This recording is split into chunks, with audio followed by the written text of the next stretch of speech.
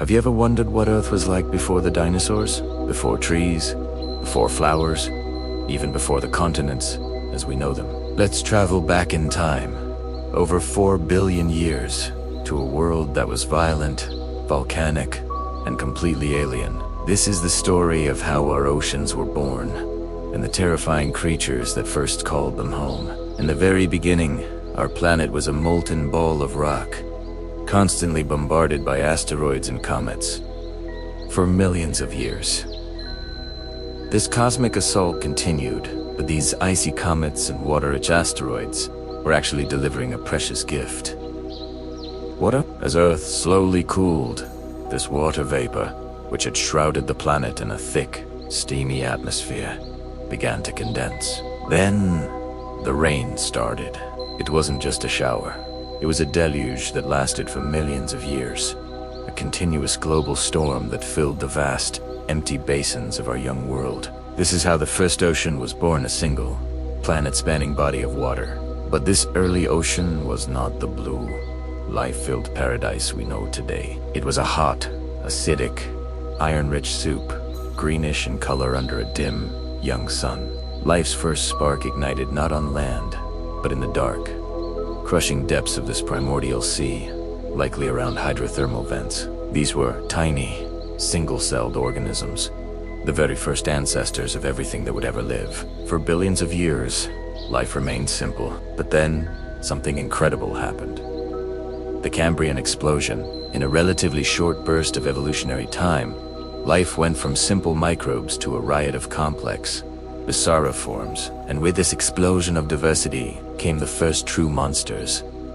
Forget T-Rex for a moment. The real original gangsters of the predator world lived in the Cambrian seas. Meet Anomalocaris, the abnormal shrimp. This was the apex predator of its time, a creature up to a meter long, which was gigantic back then. It had 2 large, spiky arms at the front of its head for snatching prey, and a circular mouth filled with sharp, tooth-like plates to crush the shells of its victims. Its large, compound eyes gave it a huge advantage, allowing it to hunt with deadly precision in the murky waters. It was the first super predator on Earth, a true sea monster that ruled its domain with terror.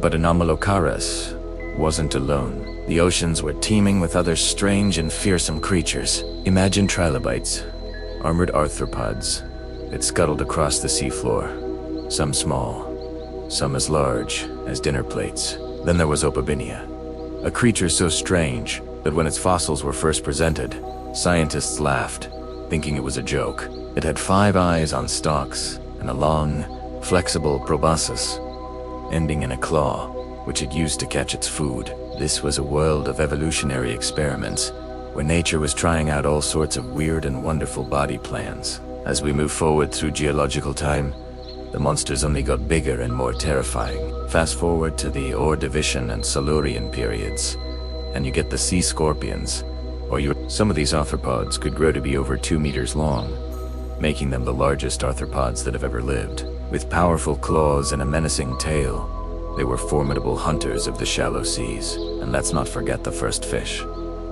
They weren't the friendly fish we see today. The placoderms were armored giants, like a beast with a head shielded by thick bone and a jaw that could snap with incredible force, slicing through anything in its path. It didn't have teeth, but massive, self-sharpening, bony plates that acted like a guillotine. These ancient oceans were a brutal, unforgiving arena. It was a constant arms race between predator and prey, where survival meant evolving bigger claws, stronger armor, or greater speed.